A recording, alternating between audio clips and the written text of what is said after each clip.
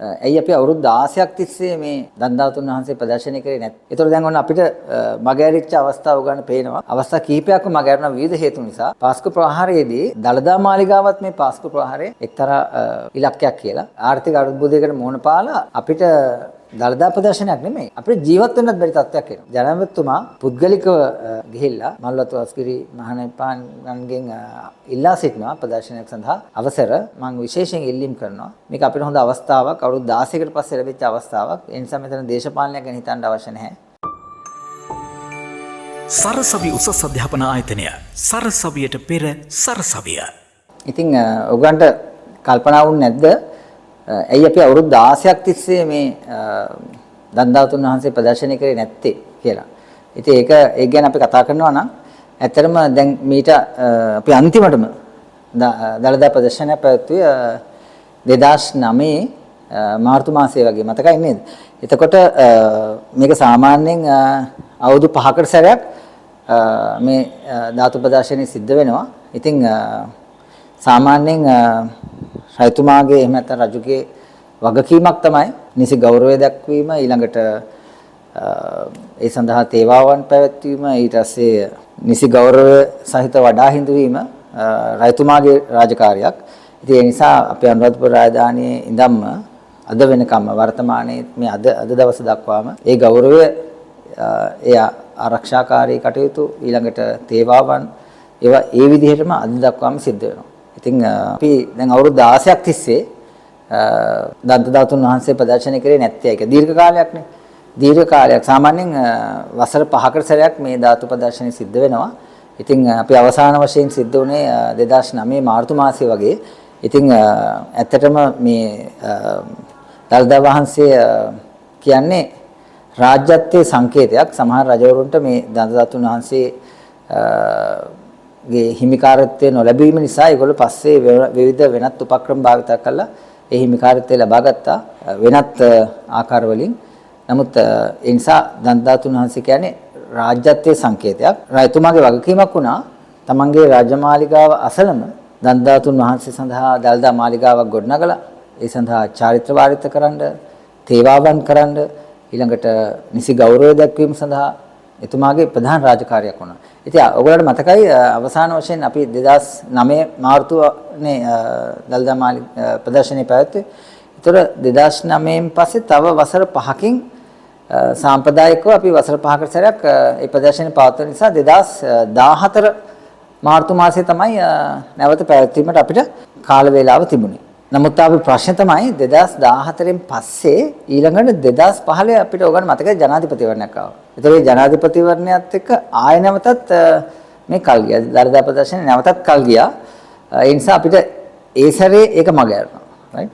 එතකොට 2009 2014. ඒතර අපිට ඔන්න ඒ අවස්ථාව මගහැරනවා 2014 දී.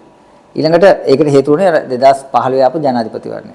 ඊළඟට නැවතත් ජනාධිපතිවරණය ඊට ජනාධිපතිවරණයෙන් පස්සේ පැවැත්වීමට සූදානම් වුණත් නමුත් ඒ කාලේ ආපු දේශපාලනික උණුසුම් තත්ත්ව නිසා අපිට ඒක මගහැරලා ගියා.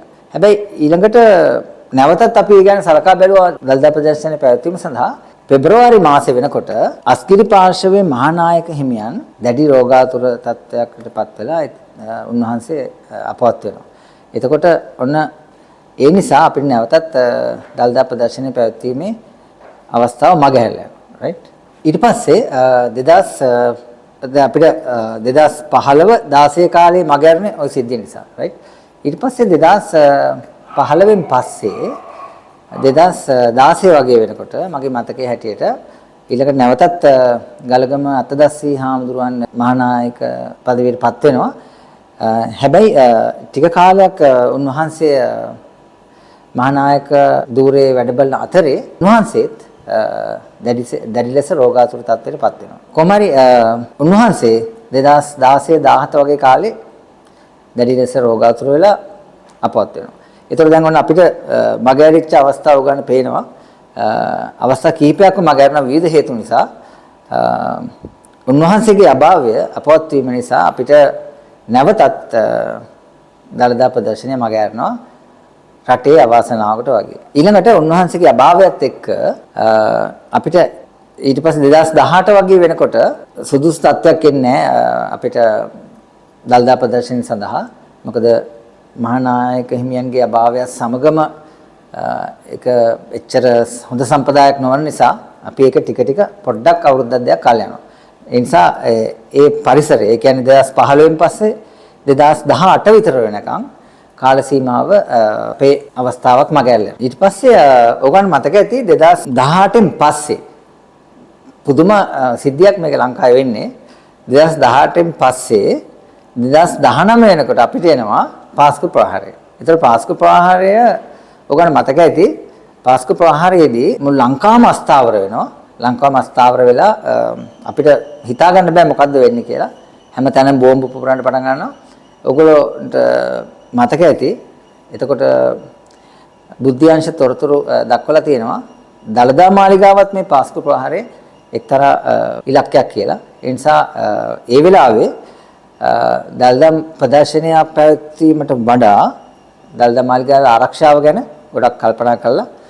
ඒ අවස්ථාවත් අපි පොඩ්ඩක් කල් දානවා. රයිට්. ඒතර 2019 වෙනකොට පාස්කු ප්‍රහාරයක් එනවා. රයිට්. ඒතර ඒ නිසා නැවතත් ආයේ දළදා ප්‍රදර්ශනය කල් යනවා. ඊට පස්සේ ආපු ලස්සනම සිද්ධිය තමයි ඔයගොල්ලන්ට දැන් ඒක ඇත්තනම මේ ළඟ අතීතය නිසා දැන් මතක ඇති. 2023 වෙනකොට මේ සියලු හැලහැප්පීම් වලට මුහුණ දීපු අර පුංචි ලංකාව, හරි? ඒ චූටි ලංකාව විශාල ආර්ථික අර්බුදයකට මුහුණ පානවා. ආර්ථික අර්බුදයකට මුහුණ පාලා අපිට දළදා ප්‍රදර්ශනයක් නෙමෙයි. අපිට ජීවත් වෙන්නත් බැරි තත්ත්වයක් එනවා. අපිට පෙට්‍රල් නැති වෙනවා, ඊළඟ කණ්ඩ නැති වෙනවා, බෙහෙත් නැති වෙනවා, පෝලිං මතකනේ දවස් ගණන් සති ගණන් අපි පෝලිං වල ඉන්නවා පෙට්‍රල් වලට නේද? ඊළඟ ආහාර ප්‍රශ්න, ඖෂධ ප්‍රශ්න මේ වගේ ලංකාව විශාල වශයෙන් ආර්ථිකව කඩා වැටෙනවා. ඒ නිසා ඒ වෙලාවේ ලංකාවේ හොඳ තත්ත්වයක් නෑ අපිට මේ ප්‍රදර්ශනයක් සඳහා. ඔබ දන්නවා දළදා වහන්සේගේ ගිහි බාරකාරත්වයේ තියෙන්නේ දීවර්ණ නිලමේතුමන්ට මල්වතු අස්ගිරි මහානාහිම පානන් වහන්සේලාට පැවිදි බාරකාරත්වයේ තියෙනවා. මේ තුන් දෙනා තමයි තීරණය කරන්නේ දළදා ප්‍රදර්ශනය පවත්වනවද නැද්ද කියන එක. ඒ නිසා ඒක එතනින් කල් යනවා. රයිට්. එතනින් කල් ගිහිල්ලා නැවතත් ඒගොල්ලෝ තීරණය කරනවා ඒ කාල සීමාව ලංකාවේ ප්‍රදර්ශනයක් සඳහා සුසු වෙන්නේ නැහැ කියලා. ওই විදිහ තමයි ඒ කාල සීමාව අපිට මගහැරුණේ. ඊට පස්සේ අපේ 2024 වෙනකොට 23 න් පස්සේ ලංකාවේ දේශපාලනය ගමන් කරනවා ජනාධිපතිවරණයක් දක්වා. ගමන් කරලා 2024 අපේ එනවා ජනාධිපතිවරණයක්. ඒතකොට 2024 වෙනකොට නැවතත් ඒ අවස්ථාව අපිට කල් යනවා ජනාධිපතිවරණය නිසා. ඊළඟ මහමැතිවරණය එනවා. ඊට පස්සේ ඒ අවස්ථාවත් මගහැරලා යනවා. කොහොම හරි අද වෙනකොට අද මේ 2025 අප්‍රේල් මාසයේ වෙනකොට තමයි වඩාත්ම සුදුසු කාල සීමාව බවට පත් වෙන්නේ දළදා ප්‍රදර්ශනයක් සඳහා. ඒකට නිමිත්ත සපයන්නේ ජනාධිපතිතුමා පුද්ගලිකව ගිහිල්ලා මල්වතු අස්ගිරි මහානායකයන්ගෙන් ඉල්ලා සිටිනවා ප්‍රදර්ශනයක් සඳහා අවසර. ඒතර මේ කාල සීමාව ඉතා සුසු කාල සීමාවක් නිසා ලැබෙනවා. හැබැයි මෙතන දේශපාලනික කිසිදු අවස්ථාවක් නැහැ. ඒකට හේතුව වෙන්නේ මේ අප්‍රේල් මාසයට පෙර අනිවාර්යෙන් අප්‍රේල් මාසයේ තුල මේක අවසන් කළ යුතුයි. මැයි මාසයෙන් පස්සේ වෙනත් ප්‍රශ්න කිහිපයක් එනවා. ඒ නිසා අප්‍රේල් මාසයේ තමයි මේ සඳහා සුසුම අවස්ථාව වෙන්නේ.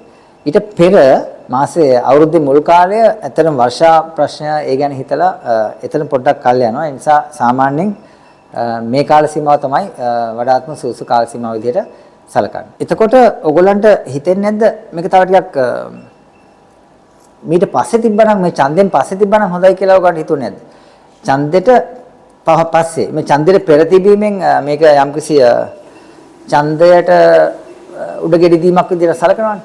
හැබැයි ඒක එහෙම එකක් වෙන්නේ නැහැ. ඇත්තටම එතන වෙන්නේ අප්‍රේල් මාසයෙන් පස්සේ මල්වතු අස්ගිරි විහාරවල උපසම්පදා උත්සව පැවැත්වෙනවා. ඊට පස්සේ ආය වස් පින්කම් ආරම්භ වෙනවා. ඊට පස්සේ ඒක නොවැම්බර් දක්වාම ගමන් කරනවා. ඒ නිසා මේ අපිට මේ අවස්ථාව මේ අප්‍රේල් මාසයේ අවස්ථාව මගහැරලා නම් ඒක ඊට පස්සේ අපිට නොවැම්බර් වෙනකම් මේ අපිට දළදා ප්‍රදර්ශන සඳහා කාලය සුසු වෙන්නේ නැහැ. රයිට්. ඒකට මම ඔයගොල්ලන්ට කිව්ව හේතුව. ඒකට හේතුව තමයි මේ මාසයේ වෙසක් එනවා. වෙසක් මාසයේ ඒක සඳහා සුසු වෙන්නේ නැහැ. ඊළඟට උපසම්පදා උත්සව ටික පැවැත්වෙනවා මල්ලත් වස්කිර විහාරවල.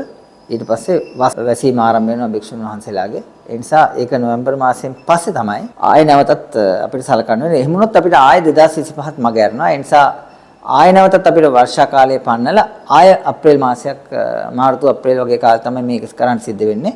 එතකොට ඒ නිසා මේ අද දවස තමයි ඊටාම හොඳම දවස. අපි රණ්ඩු සලුවර් කරගන්න නැතුව පොරකන්න නැතුව මේ හැම දෙයකටම නෙගටිව් හිතන්නේ නැතුව නේද?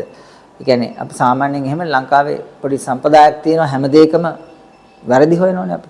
ඒ නිසා මේ අවස්ථාවේදී මම විශේෂයෙන් ඉල්ලීම් කරනවා මේක අපිට හොඳ අවස්ථාවක් අවුරුදු 16කට පස්සේ ලැබිච්ච අවස්ථාවක්. ඒ නිසා මෙතන දේශපාලනයක් ගැන හිතන්න අවශ්‍ය නැහැ. මේක අපි එක සිතින් එක්සිට්ව මේ ගමන ගිහිල්ලා ඒ උතුම් පින්කමට සහභාගී වෙමු. අවසන්.